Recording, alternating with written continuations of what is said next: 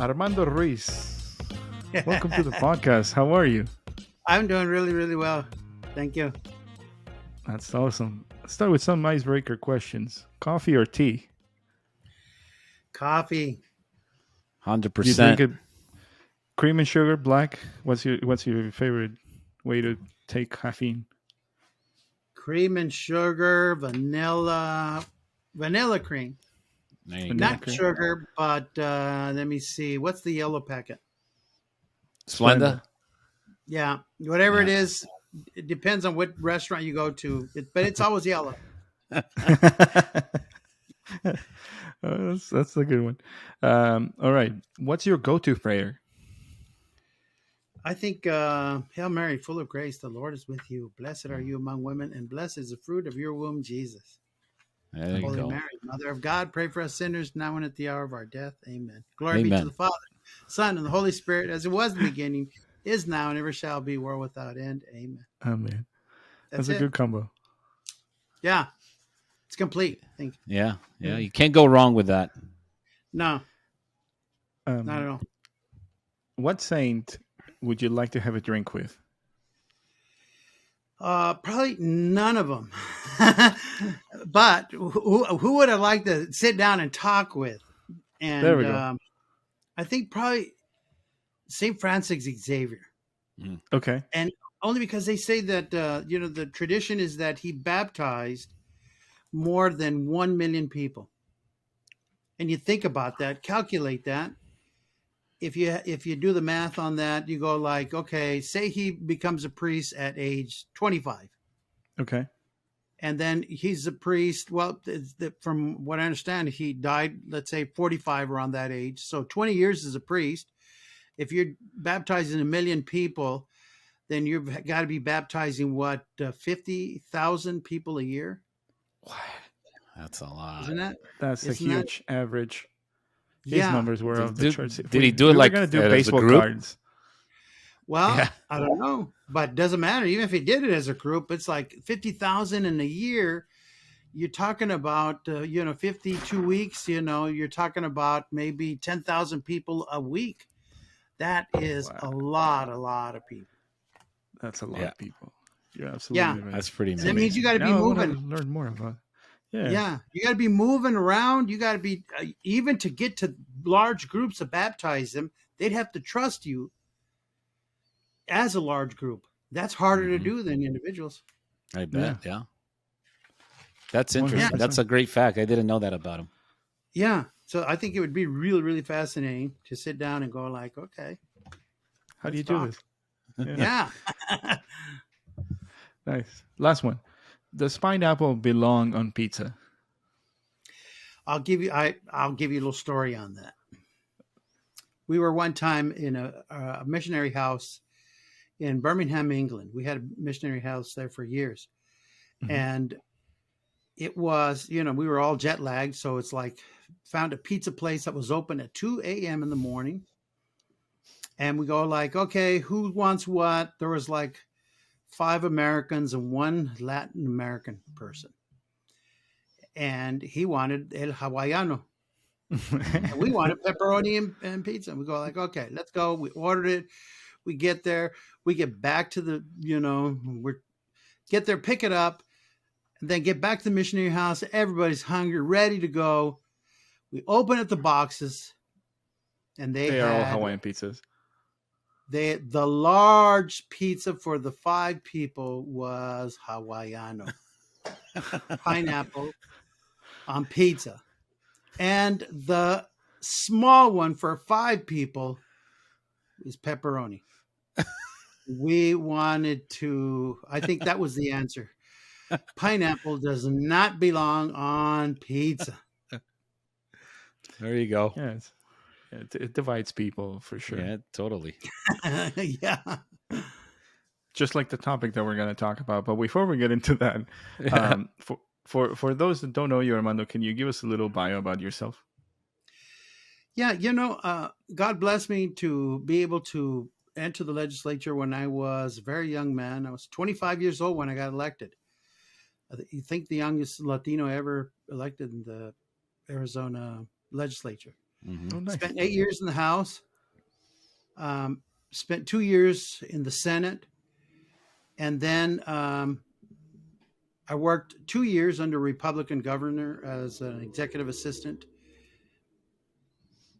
and then God called me on a really different path, and I just finished, and actually the Governor Ducey appointed me to the State Board of Education about 4 years ago. Mm-hmm. Just finished that term several months ago. So, I guess I never thought, I didn't think I know I won't do the politics again running, only because that's not what I feel like God is calling me to do now for some time. But I think it's really important for Catholics to run for public office and be involved in politics. I tell people I'm probably more involved in politics than ever before, but I'm not an elected official. Mm-hmm. Got it. Yeah. And Armando. we do international ministry. We have lay group, Missionaries of Mary, in a lot of different countries. So I think that's been the most fulfilling part. I think that's why I left all that, because God called me in a different path. That you're still very involved in the diocese, though, right? In terms of like your, well, let's hold that thought. Armando was one of my interviewers when I went into Tepeyac leadership. He was the one that asked the really tough questions. He was not holding back any punches that day. Okay, well, what did he ask? He was a good cop, bad cop kind of thing, and there were two good cops, and he was like, "Gonna get this guy." What did I ask? I know. I guess like I think there were two ladies, if I remember correctly, and you. And the two ladies were very like, where's your parish? It's like very, very like softball questions, right? And Armando is like, what is your definition of marriage? Right off the bat, he did like right off the bat. Hey man, you got to get the weed from the chaff. Exactly. And I appreciated that a lot, but he was like poker face. He's like, boom, like, okay, good. You're a lawyer, sir, or so it was. Did I have you raise your right hand and put your left hand on the Bible? Yeah. Swear to say the truth, the whole truth, and nothing but the truth. It didn't get to that, but I was wishing for a Bible right there and then. Oh boy. Okay, well. Yeah. You got in, right? You got in. Yeah. And again, I was really lucky to have you both like as an interviewer and as a speaker, and TLI, I always like talk about it here in the podcast that it was one of the formative moments in my faith, because then I really got exposed to the reality of what's going on in the world from every perspective. I think I was very coddled in that way, that I went to men's retreats and I was like really diving into my faith with my family, but it was very, very compact. My circle of friends were all pretty much doing the same thing as I was, raising a young family, really being enlivened and inflamed by our Catholic faith at that point.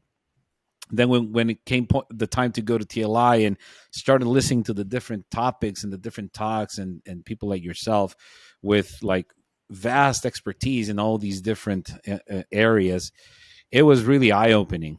It was really eye-opening, and it really kind of like led me to started to get more involved in different aspects. It was like, okay, what else can I put my God-given gifts in the service of,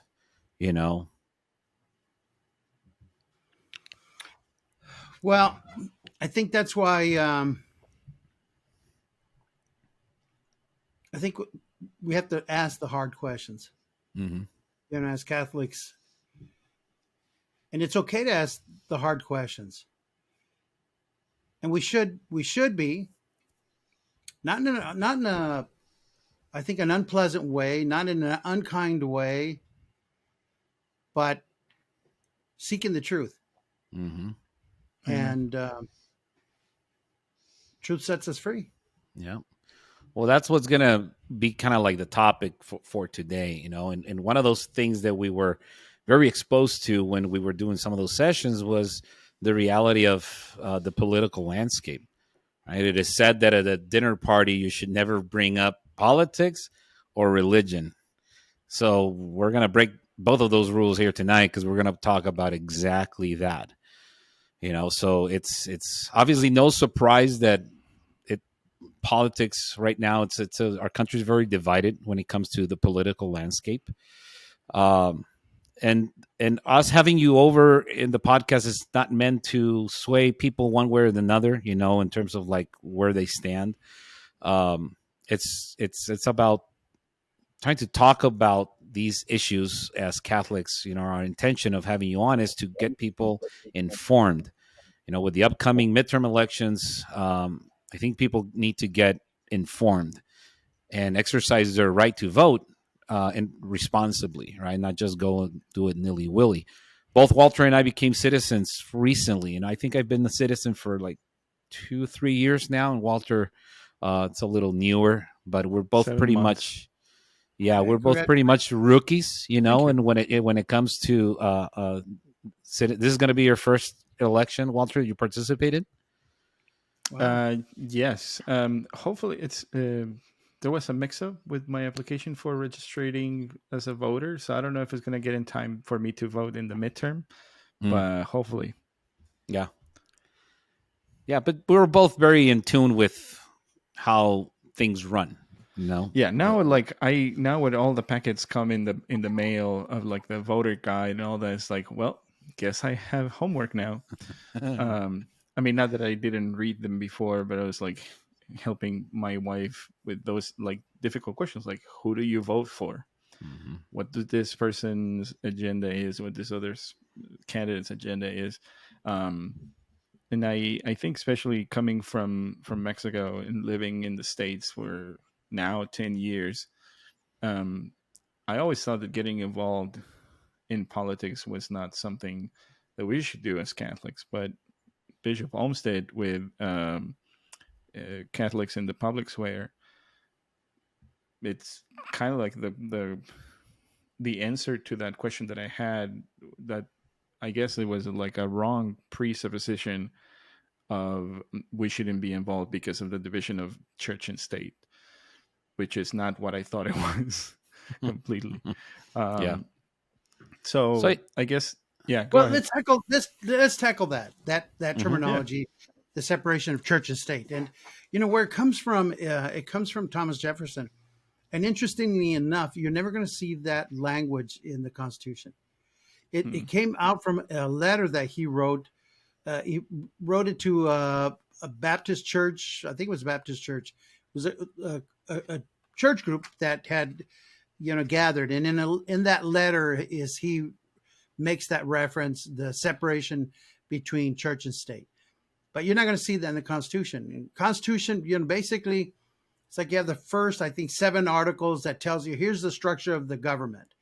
You have executive, that means president or governor in the state level, president on the federal level. You have the legislature, which is the Senate and the Congress on the federal level, and equally, you have on the state level, you'll have a Senate and a House, or it has different name, but bicameral houses, two houses. And then you have the third part, which is the legislature or the judicial. And the judicial, they analyze laws and make them relevant to that particular case or time. Mm-hmm. Those are judges. You have federal judges and you have state judges. Same level, you'll have first level and then you have an appeals court, and then you'll have a Supreme Court. So that's the way the Constitution, first articles, 7 articles, I think it was. And then from there, you had this amendment. They said, well, it's not enough. It's not answering enough questions. So then they did these 10 amendments, and they call them the Bill of Rights. And guess what number 1 was? Number 1 is what's called the Establishment Clause. And it just basically says that the government can't establish an official religion And then it's also the free exercise, is that you have the free exercise. You freely have the right to exercise your religion. Mhm. Hmm. And that's Amendment number 1. It never said anything that you have to separate church and state. That was Thomas Jefferson's, his, in a letter that he wrote.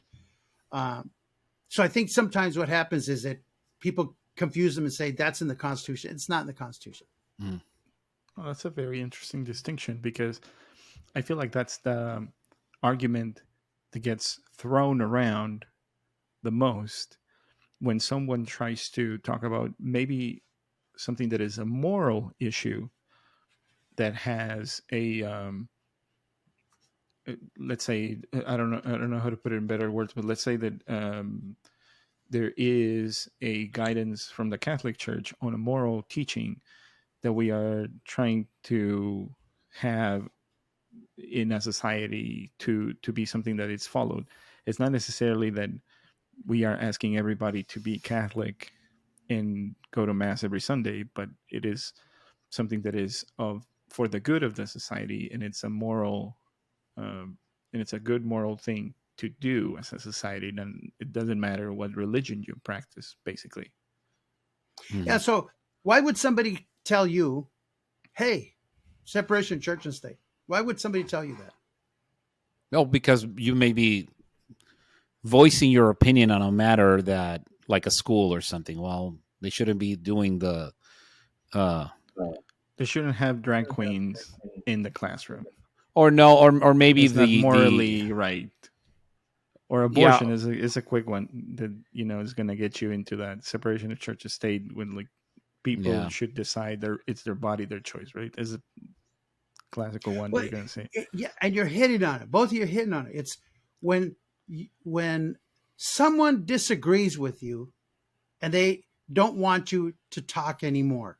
Hmm. And we talk about famously right now the cancel culture. Hmm. Yeah. It's a culture that if it disagrees with what you have to say, they cancel you. Hmm. And so then people disagree with what you're saying. And a way to stop you from saying what you're saying is, hey, you're violating separation of church and state. We don't even know how to respond. That, well, that's not even the Constitution. Yeah. You tell me where it says, that there's a separation of church and state. Most people, 99 out of 100 won't know. And because we don't know, we don't even know how to get past that first argument. So Mm-hmm, mm-hmm, now mm-hmm. you're saying something, I disagree with you, and I want to shut you up. I just don't want to hear what you have to say. So I'm going to start with, hey, separation church and state. And your reaction probably is going to be what? Agree to Walter. disagree. It is very interesting. When Roe v. Wade was overturned, I had very, I don't want to say heated conversations, but people that I have worked with, I am in IT, so very secular uh, environment. And they know that I'm Catholic because I'm openly Catholic in the workspace. And I was constantly mocked because of that. But trying to be a light everywhere, and not backing down when it comes to defending a life is a life. Doesn't matter if it had just been conceived and it's just like um, 2 days of pregnancy versus 9 months of pregnancy. Um, we couldn't get to agree on when life begins. That was one thing. Um, the other thing is that they were bringing to the conversation all of these edge cases: abortion, incest, Rape. rape, malformation, Down syndrome, all of these things, that how it is, a kid is a burden for people that are poor, this and that. And the classic argument: Catholics only care about the babies that are in the womb, but they don't care about the kids once they're out of the womb. And working with First Way Pregnancy Center, I know from personal experience that is not the case. There are a lot of pregnancy centers in Arizona and across the United States that provide way more help for families, for women. So they started doing ad hominem attacks, just saying like the church has done this. It got way off topic. Going to mixed bag of like the Inquisition, the Crusades, Galileo. You probably have heard all of those before. But the political side of it, the division of church and state, I'm like, okay, yes, but say that a life starts at conception is not a religious view. It's a scientific fact. But then again, we are seeing this, well, the science has changed. So now is a relativism that is just like making everything murky. And most times I get the sensation, the feeling that people don't want to have discourse. They just want to shut the other person down and have them to shut up. And so then, in that environment, there is politics. And in this environment of sharply divided views, then how does politics work within that? And as a Catholic, how are you a Catholic in the public square? Because the public square is, it's the public. And we have a way that we believe, faith. And then you have what can be a non-faith perspective, a non-religious perspective balanced against a religious perspective. Now, what's right and what's wrong? I think ultimately the question is, what's right, what's wrong? Yeah. And politics, by its nature, is that what's right or wrong is determined by the majority rule. Whatever the majority that votes, whatever they decide, it's right or wrong. But does it make it intrinsically true? Not necessarily. Nope, not at all. Exactly. And so then as Catholics, we don't know how to provide that perspective. And I think that's why we feel uncomfortable in the public square, because we just don't know. We get shut down real quick. And we just don't know we don't know how to be Catholics in the public square. Well, it goes back to formation, right? I mean, it goes back to knowing our faith. It's about not only living it, but being able to understand it ourselves so we can explain and we can bring others to the truth, as you were mentioning it, right? And I think the separation of church and state, from what it says in the document, Catholics in the Public Square by Bishop Thomas Olmsted, which is one of the best documents, that I think I read in that program. And if you haven't, I encourage you to go read it. It's free on the Phoenix Diocese website. That it says the First Amendment of the United States Constitution, of course, does not advocate for separation of church and state at all, but rather the protection of religious freedom. So they are the purpose of that is to protect religious beliefs from the state infringing on them. It's backwards as how the majority of people would understand that statement.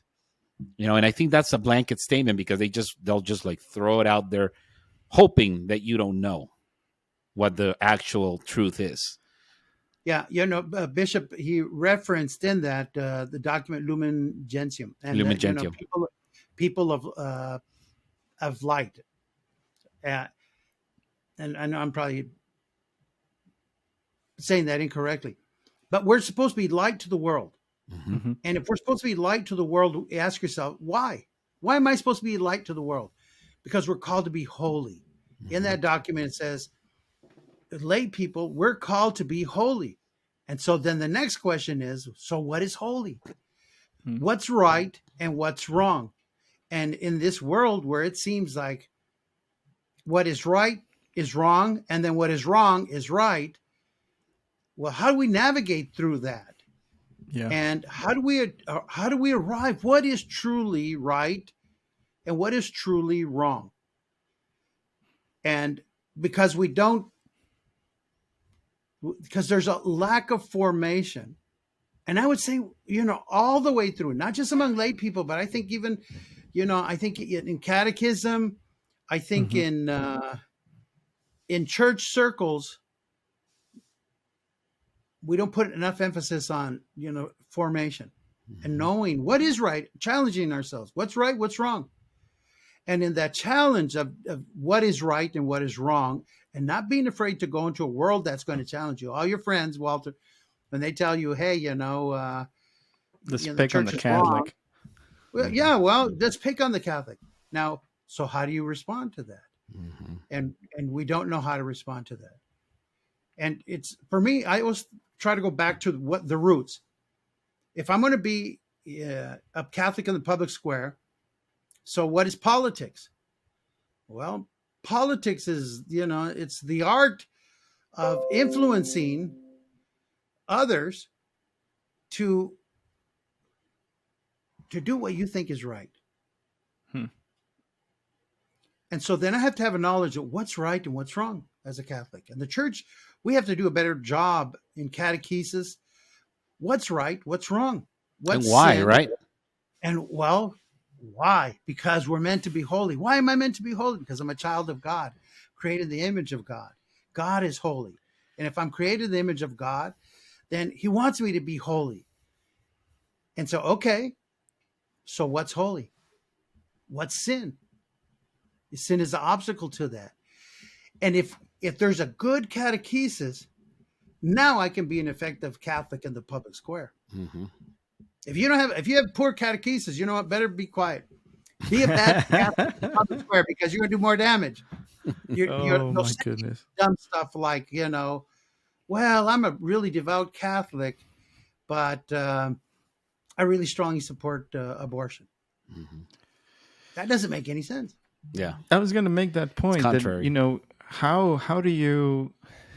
I mean, I think that we are living in a very very unique time in history, and I'm saying that because I'm alive and other people that are dead cannot claim that, but um, we are divided here as a country in terms of like what we think is right or wrong. But then if we look within the church, there could also be division within the church. And if we take a look at the latest scandal that we saw with the post on Instagram from the synod, right, where there are some scandalous things that are being posted Infiltrating, there I would say. from the Vatican. We have might be a distraction from the enemy, so that we are not in unity, so that we are scrambling to say, cleaning our own house and say this is what we stand for as the Catholic Church, and then going out, because then someone that doesn't know anything about the Catholic faith and sees that image is like, oh, the Catholic Church is finally coming into the times, and is getting with the times, which is not necessarily what, hopefully is not where this is going. But in an age of rampant relativism and a lot of isms, how do we keep sanity in trying to having that north star that is Jesus Christ to lead us to the truth? Like you said, what is right, what is wrong, what are we trying to do? Do you have any advice? Because Yeah, sometimes it's like it's enough to make your head spin, right? well, it is. It's like you talked about all the mails that you get, that come to your house about vote Yeah. for this candidate, vote for that candidate. Yeah. So how do you know what candidate to vote for? You say you sit with your wife and you kind of go through the issues, you go through the candidates, their statement. What you're trying to find is, well, what's true, what's false. Mm-hmm. And in that, going through that, I think it's the same thing. There are universal truths. And so as Catholics, we know there are universal absolute truths. And I'll give you an example. In every society, it's wrong to murder somebody. Right. It's a universal absolute truth. We know it's wrong to murder someone. Okay. Now, we know then that they're absolute truths, but we have to be able to convey that in a loving way. Now go to the synod. So you had the U.S. Statement that was put out, and what you're going to find in politics, and this is where Catholics get shut down all the time. The first two issues out of the box are what's going to be the abortion issue and the LGBTQ plus issue. And as Catholics, we don't know how to respond to that, and because we don't know how to respond to that, the art of politics, the art of being able to influence a world to believe as we believe, to share those absolute truths, we're unable to do that because we're unable to handle those two arguments. And I would maintain that always done with great deal of love. Always share absolute truths with a great deal of love. Now, if we do that, now we're able to move on to what I'd call the second set of issues, but we never get to the second set of issues because we get shut down here. And I think that the church, that we have to figure out a way of how to respond to, I think, the LGBTQ plus issues. I think sometimes too caustic. We don't do it with a lot of love. I think we don't handle the transgender issue well. Transgender, gender dysphoria. We don't know how to answer that. We just don't even know how to start with that. And because we don't, then people go, "Oh, you see, Catholics, and we're shut down." And then we stop. And then from there, then we never go on now to what Pope Francis is asking. And he's saying, look, as we used to go, the non-negotiables were, the certain issues, and, that marriage between a man and woman, life from moment of conception to natural death, and euthanasia. And there's something else, eugenics. Bioethics. Yeah. Bioethics, excuse me. And so then, but now Pope Francis says, hey, there's a fifth one here. And that fifth one is that dignity of the person. And within that, he includes the whole issue of migrants. And so the people go like, hey, wait a minute, I was with you on the 4. Now I don't know about the fifth one. And I think that's what you're talking about is, that internal division. And I think that what's truth, what's holy. Yeah. How do we do it with love? As you mentioned, that fifth one, the dignity of the person, I think, should be at the forefront of everything that drives us, right? Because we're called to uphold the dignity of the human person, even if they disagree with us. And one point that I was thinking while we were talking about all these things is that more of a question: would you say that being from a Latino background or Hispanic background would sway a person to vote for something that is convenient for that person, rather than voting with their Catholic faith? For example, Democrats have been, correct me if I'm wrong, because I'm very new to the political environment landscape, are more friendly to migrants, right? So people that have an irregular circumstance being in the U.S., they can do better, so to speak. They benefit from certain laws that could be seen not as the Republicans are not as friendly with migration, for example.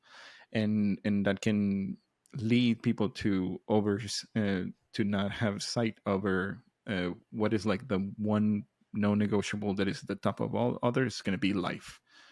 And some people don't see that way, because it's like what the government is going to do, what they're proposing is benefiting me directly. I'm going to go with that because that does me the best, serves me the best. Have you seen that in your experience? Yeah. I think what happens is that, politics from a non-religious perspective Mm-hmm. is about what does the majority say? Right. Majority rules. And that's the democracy, the system of democracy that we live in. And so then what we don't do as Catholics is we don't understand the process of creating a majority or influencing the majority. Mm-hmm. And so then what you have is right now in the country, you have equally, those who believe in God, those who don't believe in God, or those who want a United States, a public in the U.S. that doesn't have God in the conversation or at the forefront. And then you have that does want God in the forefront and in the conversation. So you have these two competing views. And then you got this huge block of Latinos, primarily Mexicanos, who are influenceable. And how they goes the country for the next 50 to 75 years. And that's why you have equal 50 to 70 years, you said? Next 50 to 75 years, it will be determined how Latinos go. Because if you think about it, is to undo, for example, I'll take the Roe v. Wade because we talked about that. To undo that took 50 years. Yeah. Mm-hmm. And so politics has a lifespan of when you take an action in the public arena, it takes approximately 2 generations, 40 to 50 years. Mm-hmm. Now, as Latinos, you have since I think 1995, you have 1 million Latino voters entering the voting block every year. 1 million new voters who are Latinos since 1995. Wow. Right. And it will continue that way till about almost 2030. Okay. Now that's the majority. Now, how do you influence that group? And so you go to put yourself in that situation.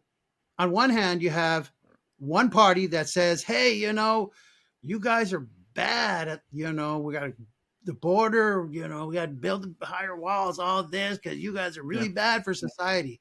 And you go like, "Man, this is really offensive. I don't like that party." Yeah. And the other party says, "Man, I'm with you. No walls. Let's immigration reform will get you. Everybody gets the mica. Everybody gets that."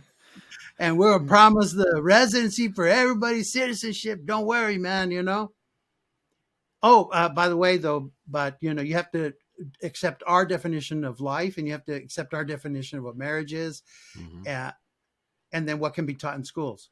And you're like, well, that's a compromise. Well, and you're doing it to a culture that is very family oriented and that are guided by their moral values. So that's the other thing. When you were saying that shift 50 to 75 years, I truly believe it. I'm sure you have data on that to back that up, Armando. But we as Mexicans and Catholic Mexicans, I think we're having children. We're having more kids, and we keep having more kids, So it's a generational thing. So that is completely true. And I believe that when you say that as the Latino vote goes, the country goes, do you think that has something to do with it? The fact that we are more family oriented, and then by having having kids, that can carry on those moral values, the tradition, the all the stuff that we brought essentially from our native culture. Yeah, it's interesting because Unidos, what used to be, it was with La Raza, and and they did this polling here in Arizona, and they said that really high number, I think it was 67, almost 70% of Latinos, maybe it was 80, even 80%. They had a press conference on it and said that vast majority of Latinos, Mexicans, supported abortion. And, it was in the newspaper, and they went kind of back and forth, and they said, well, but then they kind of watered it down. And I think you find that in most of our circles, that's not true. Yeah. But That's interesting. it is interesting. But then you look at Arizona. Okay. Democrats, Republicans, almost the same number. And then you have independents, almost the same number, equal number. It's like 1/3 Republican, 1/3 independents, 1/3 Democrats in Arizona. Mm-hmm. Arizona could be Republican or Democrat. It's what's called a purple state. And it's not blue, Democrat. It's not red, Republican. It's purple. And so then that persuadable group will determine if it's Republican or Democrat. And Latinos are that persuadable group. But where do we get our formation on politics, on voting? Who influences us the most? Well, media, right? And the culture itself, I would say. It's the parties. I don't know how to answer it. It's the parties. Because they see the numbers. And they analyze the numbers. And there's very smart people with a lot of money, and they sit there and go, Republicans in their group are going like, man, we got to influence this group so that they vote with us. And then you got Democrats saying, man, we got to influence this group so that they vote with us. And they both are going after us. And then, as Catholics, we don't have any catechesis about how to form the voter, about how to form the Catholic and the public square, about what is right and what is wrong, what is holy, what is not holy. So that brings me to that particular question. It's like, how do Catholics need to prepare themselves when they're going to cast a vote? Obviously we need to take into account our faith when going to the voting box. But what would you say is part of that discernment, that education, the process? What does that look like for a Catholic voter? Yeah. I would say that the most effective way is a good catechesis for young people. And I'll give you an example. I'm in South Phoenix. Mm-hmm. We have our Catholic elementary school that's here, and it serves about 225 kids. About 5 years ago, we did this demographic analysis. We found that there was about 7,000 children under the age of 13, 7,000 Hispanic children who are very much Catholic, come from solid Catholic homes. Now, if you extrapolate that and you look at a legislative district has about 225,000 people. There's 30 districts in Arizona. So our district that's in South Phoenix, we have about 22,000 kids under 13 who come from really solid Catholic households. You got one Catholic grade school that can serve 200. What happens to those other 21,800 kids who come from Catholic homes? They're going to public schools. And then good luck by the time, they're 15 or 16. Yeah. Oh, and so boy. Then you see, okay, what are we doing? You see the enormity of the issue. And so then, okay, assume that there's a good catechesis. We get to parents, and parents are able to form their children in the home. They're the first teachers, and they They're able to say, this is what's right. This is what's wrong. This is what sin is. This is what sin is not. This is what holy, the purpose is to be holy. And this is what holiness is. So assume that that is occurring. Now, at that point, your kids go on to college. Dr. Osman from Boston College, he's the premier professor on Latino demographics in the United States. He says that 40% of Latinos leave the church by the time they get to 25. 40%. He said among Anglos, it's 75%. 75% of young people are leaving the church by 25. age 25. Now, what's holding the church together is the fact that Latinos are not leaving the church.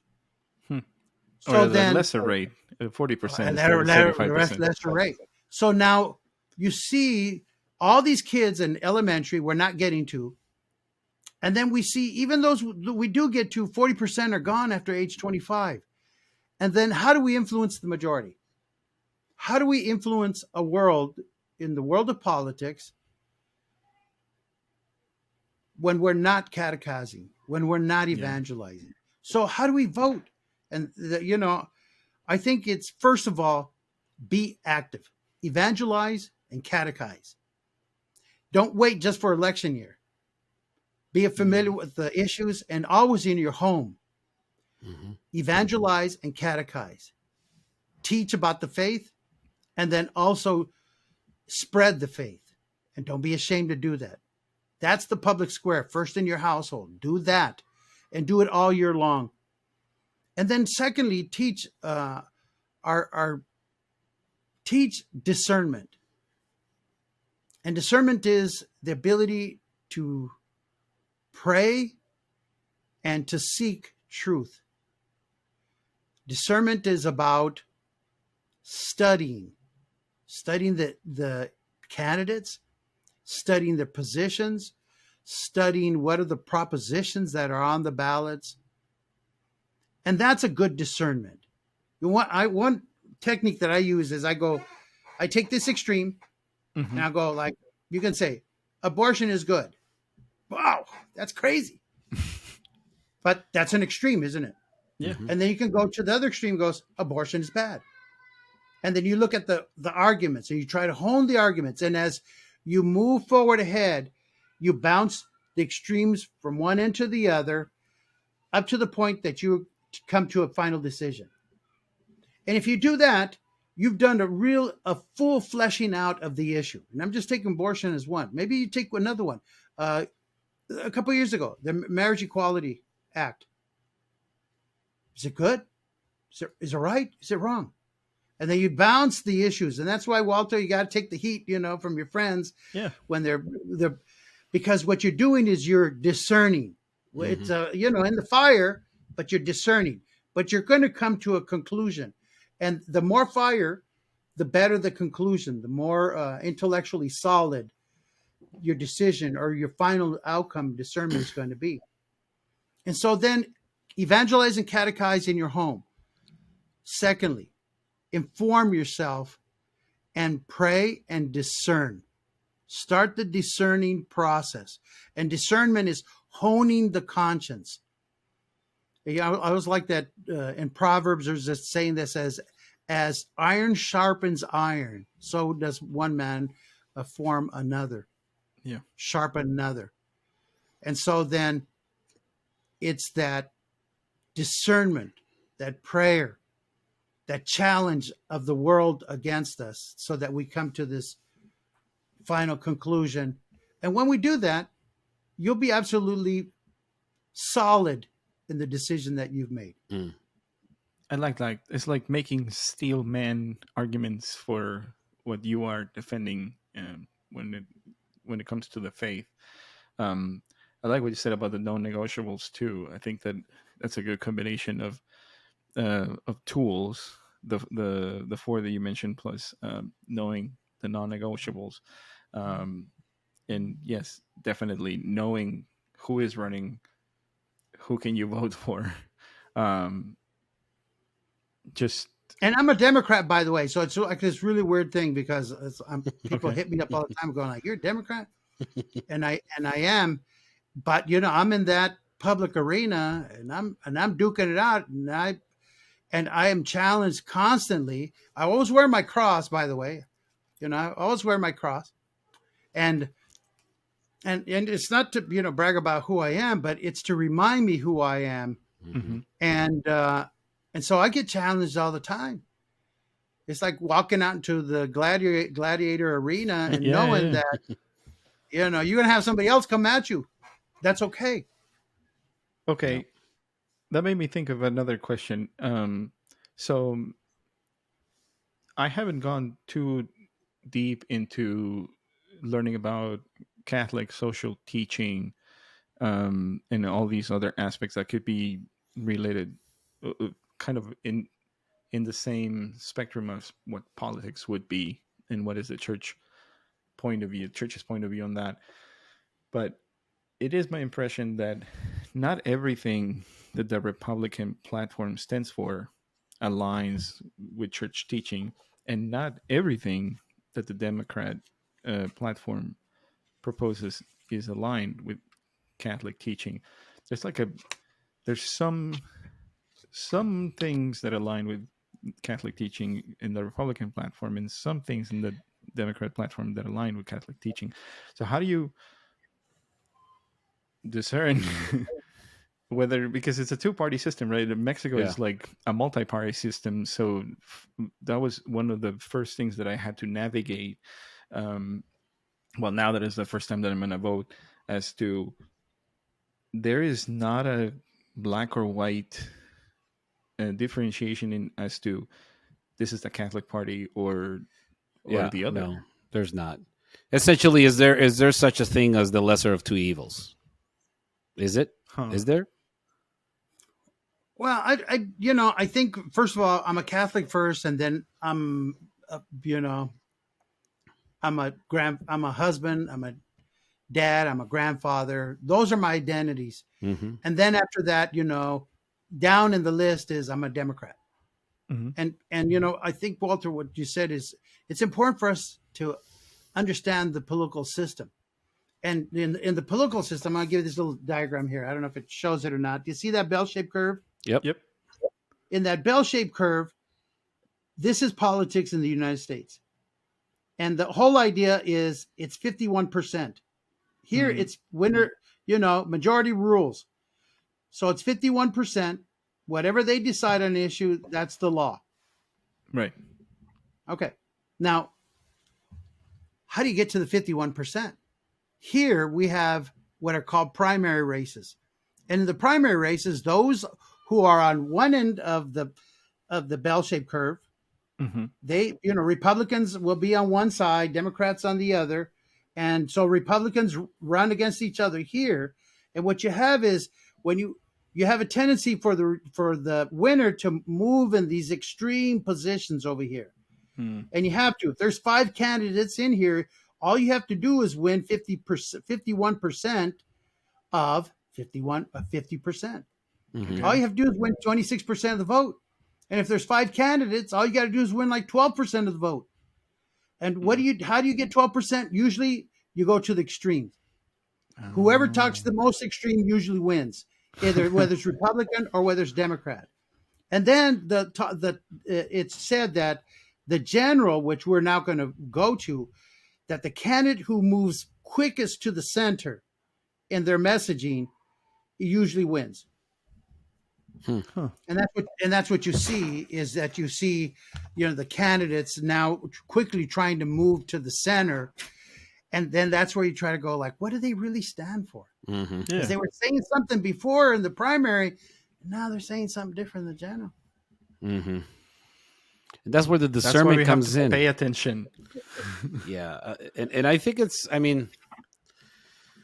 there's several ways that you can look at it. That is like, well, do you really want the other side to gain more ground? Because what are they going to do with that power when they have it? You know what I mean? And maybe that's the bad mentality. It's a bad mentality to have. But I think that's the reality right now of the political landscape. We both think that either party is going to grab the power and they're going to do bad things with it, relative to where you stand on whatever issue, right? Maybe Democrats don't want Republicans in power because they think they're going to extinguish abortion, which would be a phenomenal thing, by the way, right? So it's like you said, it's a game of extremes, but then it's about how is there a lesser of two evils, like I was saying, because it's like, well, I'm going to vote for this guy because that guy's much worse. It goes back to scripture saying, at least I'm not as bad as that guy. Uh, hopefully it doesn't come to that. Well, I think what happens is that we have to negotiate in this world. We have to negotiate in the world, in the public arena. And as we negotiate through there, I'm a Catholic. I'm not a Republican. I'm not a Democrat. I'm a Catholic. What does the faith say? What is the bishop teaching me? And within that, what we're going to realize is that there's an incredible opportunity to influence society. Why? Because we're that vote that can tip the balance one way or the other. And I don't think we should be partisan. I don't think we should fall in love with the Republican Party or the Democratic Party. We should fall in love with our faith. And then that will guide us. And sometimes we'll find ourselves with Republicans. And sometimes we'll find ourselves with Democrats. But always find ourselves as a Catholic, living the faith in the public arena. Yep. Amen. Yeah. Well said. I don't know if we're going to get any better than that. Yeah. Well, any closing comments, Armando, that we haven't covered that you would tell the people that are listening coming up to November 8th? I think just get involved, work with young people, find 7 to 12 young people and catechize them and evangelize them. Be a mentor to 7 to 12 young people who are under the age of 35. Nice. That's a good take that to heart. Challenge. Yep. For sure. Well, Armando, thank you so much for your time. This has been a very, very interesting conversation. Where are you on social media? Where can people find you if they want to hear more about what you do? What you mentioned, your mission that you're working on, plug that in so people know about it.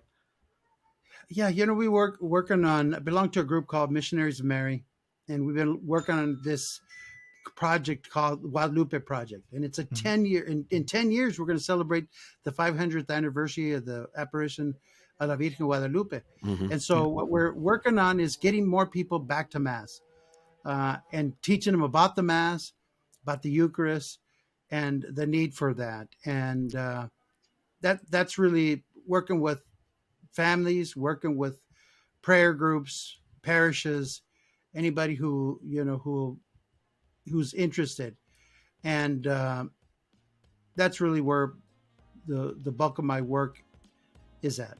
Nice. That's amazing. Beautiful. Yeah. Guadalupe Project. Guadalupe, we'll put a link on the show notes for that.